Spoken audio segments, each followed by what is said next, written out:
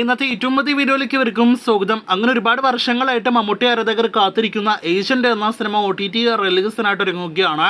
അഖിൽ അക്കിനേനി നായകനെത്തിയ 2023 തിയേറ്ററുകളിലേക്ക് എത്തിയ അന്നത്തെ വമ്പൻ സ്റ്റൈലിഷ് ആക്ഷൻ സ്പൈ ത്രില്ലർ എന്ന പേരിൽ തിയേറ്ററുകളിലേക്ക് എത്തി തിയേറ്ററുകളിലെ വൻ ദുരന്തമായ മമ്മൂട്ടി കൂടി അഭിനയിച്ച സിനിമയാണല്ലോ ഏഷ്യൻ്റെ.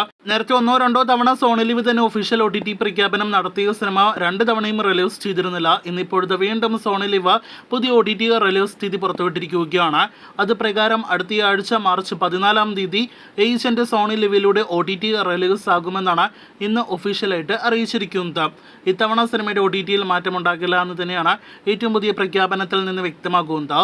മലയാളം ഡബ് വെർഷൻ ഉൾപ്പെടെ സോണി ലിവിൽ ലഭ്യമാകുമെന്ന് ഉറപ്പാക്കപ്പെട്ടിട്ടുണ്ട്. തെലുഗു, തമിഴ്, മലയാളം, കന്നഡ ഭാഷകളിലായിരിക്കും സിനിമ ലഭ്യമാക്കുക.